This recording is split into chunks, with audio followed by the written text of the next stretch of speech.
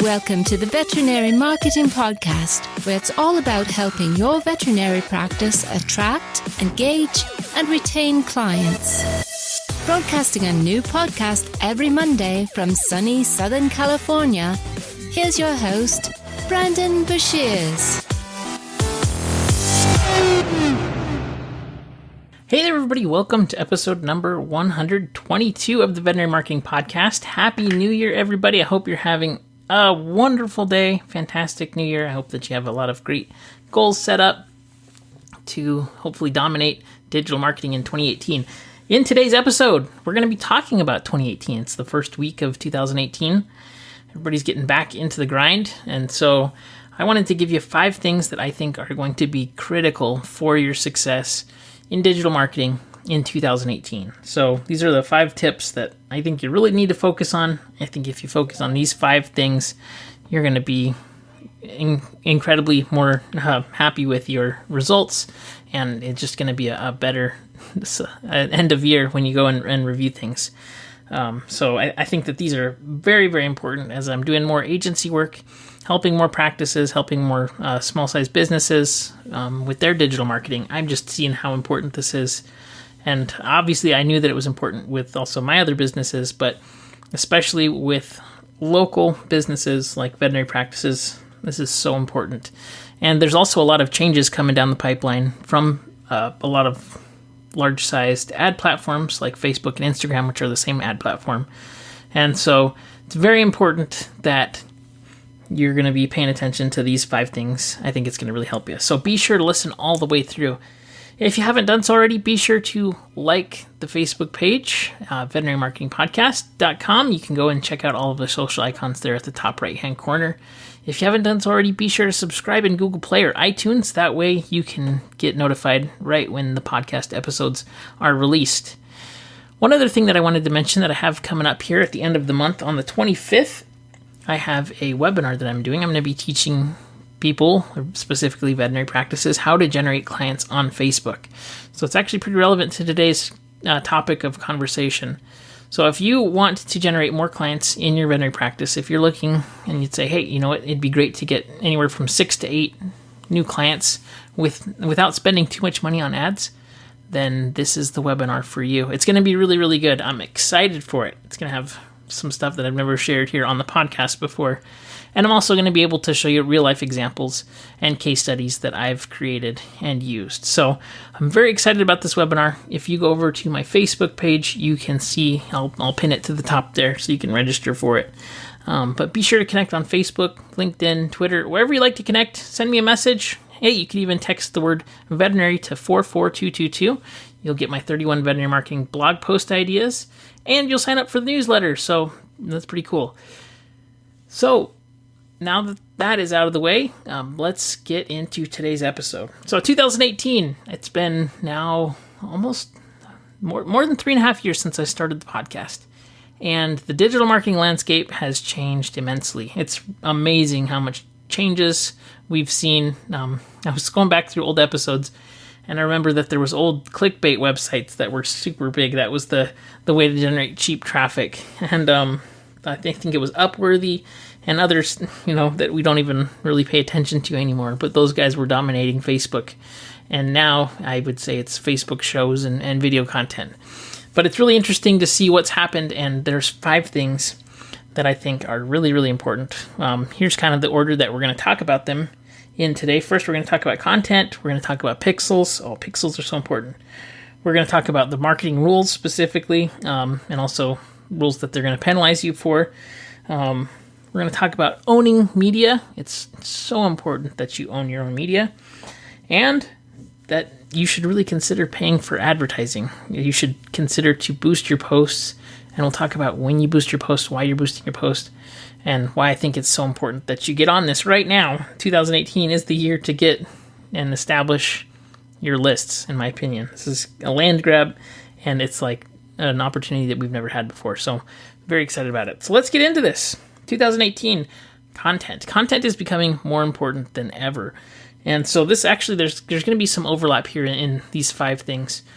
But one thing that happened with the election in last year, there have been a lot of congressional hearings, specifically with regard to Facebook, fake news, Russian ad buyers, all kinds of craziness happen. And it's not a comment about politics, it just is a fact that the government is taking interest in how Facebook is vetting advertisers now.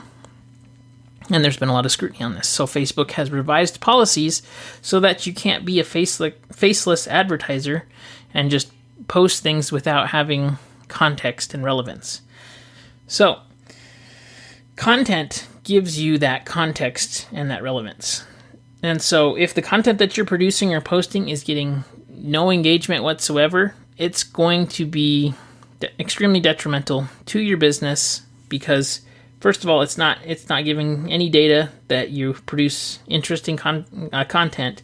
You're going to have low relevance scores in your ads, and it's just in general going to drag your business down. And so content is more important than ever before. I will give you an example why.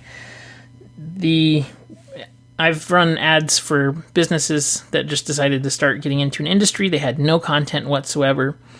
And so we ran ads from a page that was not established to cold traffic. And that means that they've never seen you, heard of you. They're totally unaware of you. So the first thing that they see is maybe a case study or maybe, anyways, just specifically for this industry that we were advertising in, they didn't have any footprint there. And so we just started running ads. And in the past, when we run ads, it wouldn't be a dramatically different cost per impressions. When you go and you target specific demographics in the past, it's just been relatively affordable, maybe a little bit more expensive, but not too crazy. And so ran it with this new page, and the cost per 1,000 impressions, which is the general kind of measurement for cost and things, is that it was something crazy like $32 per 1,000 impressions, which is really expensive for Facebook. And so our ads were producing leads right around, I wanted to say $16 or so per lead. And so I was pretty frustrated with that because I was expecting it to be a lot lower. We were creating a really relevant offer I knew it was going to work with this audience. So we took it to another page that was established that I had developed, ran ads for it, and the cost per lead was about $2. And so the difference was that after reviewing those campaigns and taking a look at the two of them, the difference was that the ads that we had context for, that there was higher relevance scores for because they had content and a history of clicking and it was established, it was far less expensive to generate new leads and new clients. So that rings true 100% for veterinary practices. If you are not creating content that is going to help to segment your list, it's going to help to identify for Facebook, for Instagram, for whoever, what your page is about, who should be engaging with your page, then you're going to be at a serious disadvantage, especially if you decide, and let's just say that organic reach goes out the window, and it's going to be difficult to reach people organically, which people are seeing a huge problem with organic reach. So you have to start paying for your content and your offers to be distributed. Well, then you're going to have, be playing makeup to get to the point where it's a lot more affordable. So content is more important than ever before. It also lets you connect with your clients. It gives you context in the relationship. They will begin to know, like, and trust you. There's just so many reasons that you need to be producing content.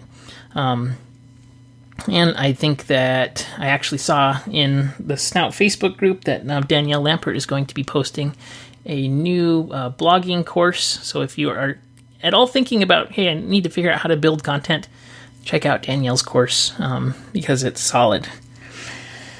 So that's content. 2018, content is still king and extremely important.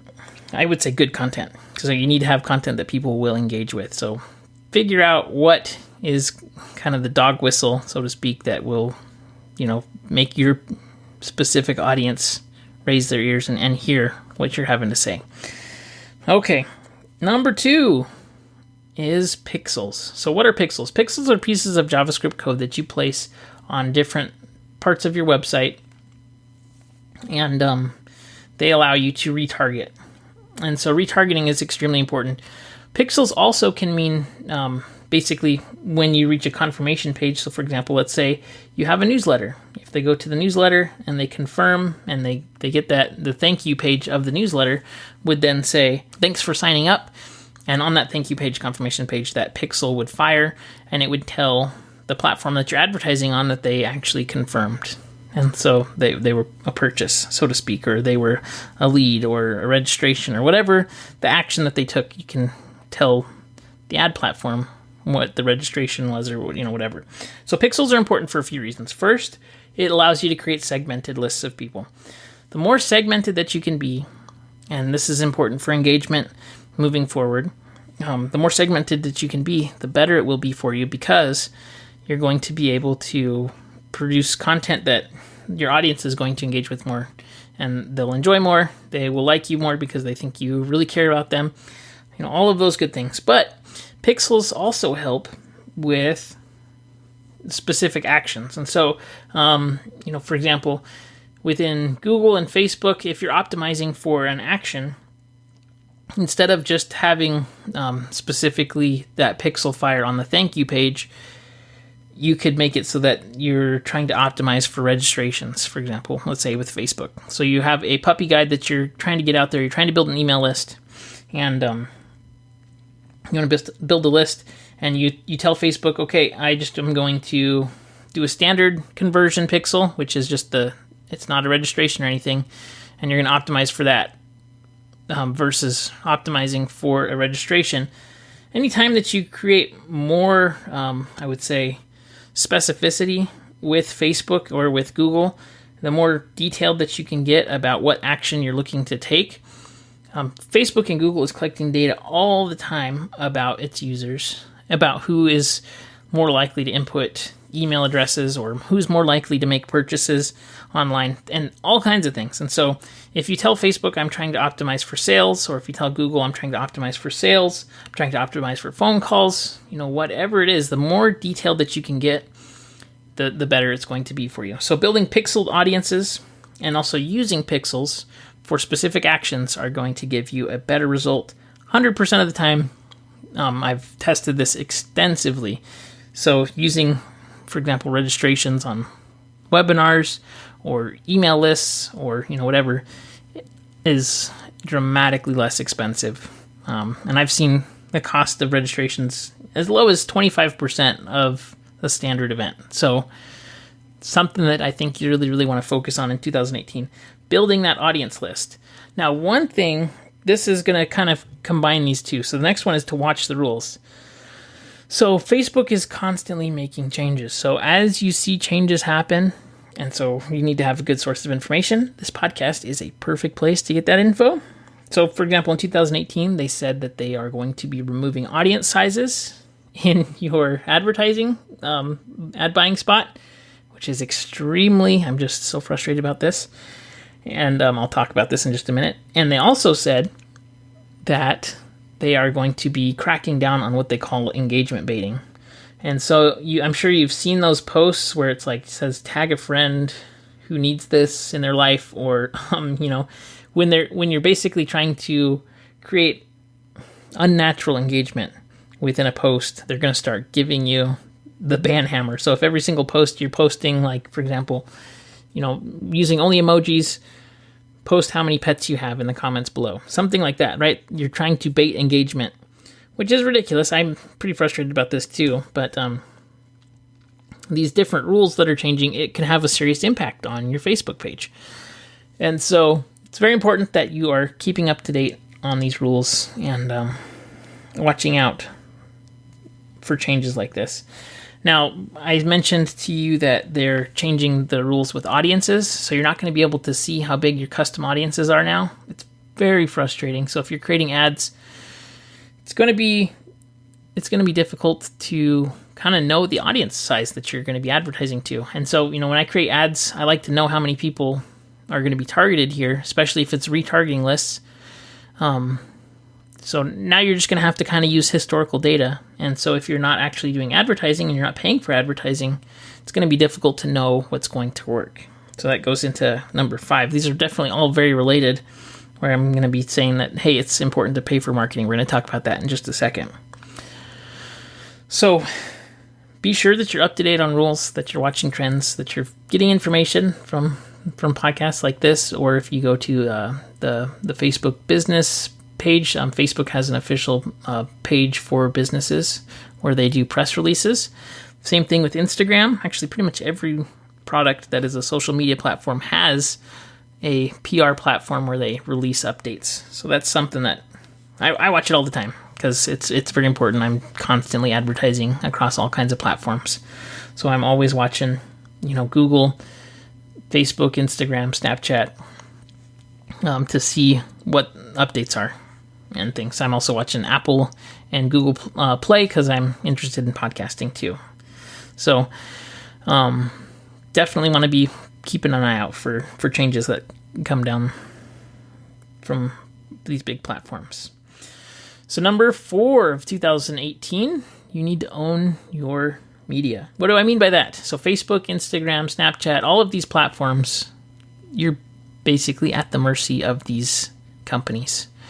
And right now it's great because you can build audiences for really cheap prices. You can engage with them, but they could change the rules and they could say, hey, we're not going to allow anybody to post something about, like, they could change the rules whatever they want to. Okay, they could say if they wanted to, we're not going to allow pictures of cats anymore. And so if you're a cat clinic, then you're out of luck, right? And so owning your media means you need to be driving people from your Facebook page to email lists and lists that you can actually own. So drive traffic to your website, build phone number lists, email lists, however you can generate contact information that you get to own. Very, very important. Email is still one of the best ways to sell products, services online. And I think it will be forever. There's just so much utility built into email. People will always use it for work until something comes along that changes that. But for that reason, I don't think it's going away. And it's absolutely one of the best ways to sell things. And so that being the case, it's important that you build your email list. You can also use that email list for remarketing. And so even if, let's say a new platform came out tomorrow that we've never heard of, and it was the best thing ever, everybody jumped on there, and you had no list, chances are they will have a remarketing platform, which means you can upload email addresses and market to those people. So owning that email list is one of the things that I've been talking about ever since I started the podcast, and it is still true, and I see practices not building email lists. So build your email list, people, and get on it because it's important. Number 5 of 2018 is to pay for your marketing. Should you pay to get your marketing distributed? I did an episode about this. I want to say, let me see here. Episode 119, I said, where should you be running ads for your practice? So if you are curious where you should be paying for ads, I talk about it in depth there, but I think that it's so important. I just am seeing ad prices go up across the board. Facebook has, I want to say 3.5 million advertisers. I think they added 1 million advertisers last year. Instagram's going crazy. Snapchat opened their ad platform. Everybody's pushing towards ad product. And so as this becomes established, it's just going to get more and more expensive. So now is the time to go out, build your audience when it's still cheap, when you can still do it without spending an arm and a leg, and turn that media into other avenues and other channels and cross promote and really, build it. So focus on one platform that you want to build a solid base on, find out where your clients are, and pay for distribution of your content. You don't have to pay a ton of money. You're still in the point where you could pay $1 and reach most of your clients on a small sized page of 2,000, 3,000 people. I mean, if you spend $1 a day, you could reach all of your clients at least once a week with content, depending on the content that you create. Hopefully you're creating engaging content and it'll get out there. But it's so important that you're spending money to get your stuff out there so that you can build the audience, segment the right people, build relevance scores so that if you needed to do any kind of advertising to get clients in the door, it's not going to be expensive. So especially if times are good and you say, hey, you know what? times are great. I don't really need to generate new clients. That's okay. I totally understand. At that point, I guess you could probably use the tax deduction. So build the audience for the rainy day. If the economy turns, which it's taken off like crazy right now, but if it does turn, it will eventually, who knows when, but you'll have a list that you can use to continue to grow your practice even in bad times. So it's good to plant seeds when you're doing good and you're not starving to death yet, right? So that's just one thing that I want to really try to drive in. It's important to build the audience, and that audience is so valuable to your veterinary practice. This is how you're going to be doing business in the future. Just as I can't stress enough. It's so important. And so, especially as rules change, you just have to be ready to pay for advertising.